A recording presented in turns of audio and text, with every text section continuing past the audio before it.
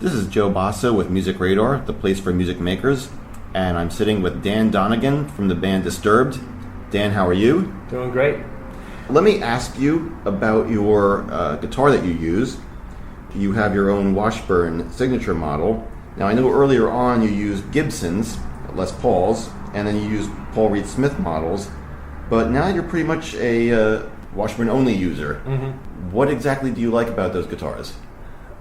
The fact that the guys, I've had a relationship with the guys at Washburn because they also deal with Randall amps, and I was using Randall for a while. So when they approached me on wanting to build a guitar for me, I really wasn't looking to make a switch in the middle of a tour. I wanted to talk to them between album cycles when I was off the road, and it was very convenient for me because the factory is only an hour from where I live, so it gave me the opportunity to be a little bit more hands-on and have some input on the guitar. I just didn't want somebody to build a guitar and give it to me and expect me to play it. And so I thought the best solution was for me to go take a couple trips up to Washburn and go over some design ideas and just discuss the weight of the guitar and tonality-wise and what we're trying to achieve. And once they built a prototype, it gave me time to take it home and get used to it while I was off the road, and that was the biggest. That was the easiest way to get me to get used to it because, like I said, I didn't want to be able to do this on tour in the middle of something. It was just a great opportunity. I was very flattered that they would even consider me because I never dreamt that it would get to that point in my career. I was just a kid playing in a garage band and dreamt of being on stage playing music, but I never thought somebody would be asking me to build a guitar for me. It just came down to them coming up with the prototype, me getting in the studio with it and try recording with it and make sure that it was something that I definitely wanted to make the switch doing. It seems that you've crossed that final plateau now. You went from being an unknown guitar player in an unknown band to being a guitar player in a big band that's selling records to now being a bona fide guitar hero. How's that feel? Surreal, I guess. I just don't know.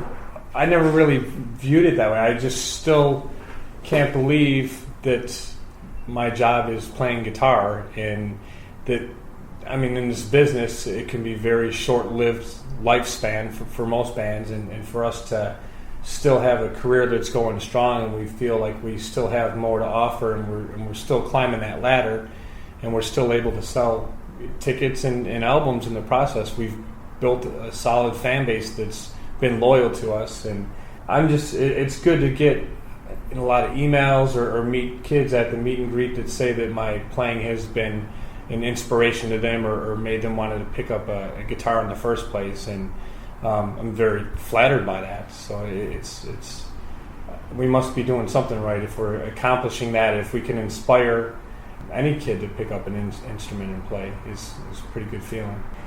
This new album called Indestructible, you guys produced it yourselves. What was that experience like? Was it harder than you thought it would be?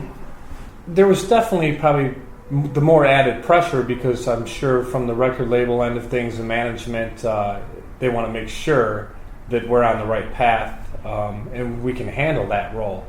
In our minds, we were pretty confident that we could.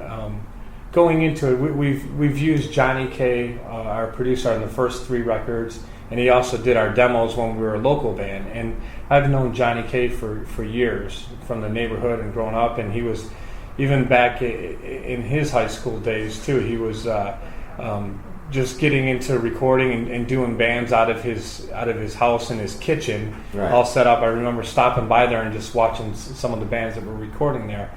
And we've learned a lot from him over the years. And this time around, we went back and we used his studio, except for us being the ones producing. And we used his engineer, Tadpole, is another guy that I've known around locally, and he played in some bands himself. And it was just a real comfortable environment. It was a familiar environment because we've been there throughout the years. Yeah. So that took off a lot of the pressure of just being a couple thousand miles away from our record label and them giving us the freedom to go for it and do it made things a lot easier to operate.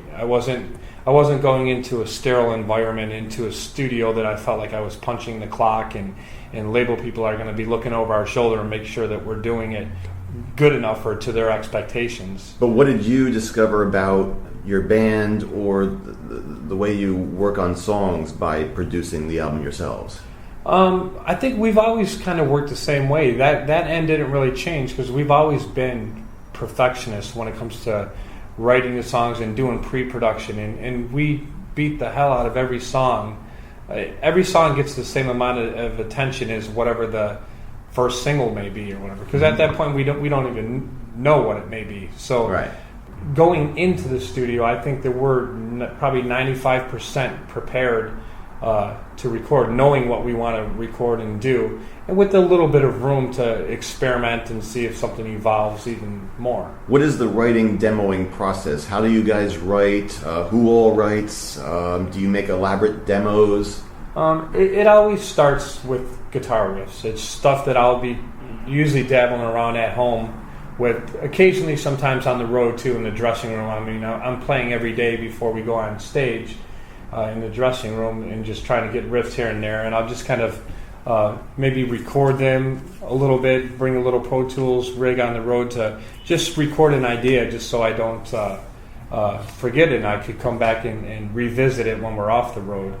And then once I have a couple musical ideas, I'll have Mike, our drummer, come down and we'll just start jamming them out. We'll just start working the beats around some of the riffs and putting together a rough structure of what feels good to us musically. And then we'll just record a quick little one-take demo of it. So just very raw guitar, bass, and drums, give it to David and see what that sparks out of him. You know, your rhythm section is very fluid, particularly on this record. How do you work with your drummer when you have a riff?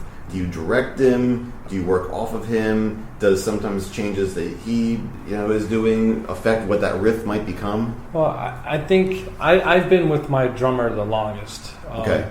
The start of the band with David has been since 1996, and I've been with Mike, our drummer, probably maybe 3 or 4 years before that. Right. And we've just really, the whole band has a lot of respect for each other. We know what our roles are in the band, and so usually going into it, if I have a riff and I present it to Mike, I have a pretty good idea where I would like to see him go with it, and sometimes I may direct him to it, but then other times I may want to see what he throws at me because he may be in a different place with it, and then something magical may happen that way as well too. So, everybody's got their freedom to do their thing and throw their idea at that point. But usually if I give a little bit of starting point to try to get my first basic idea out, then things kind of just evolve from there.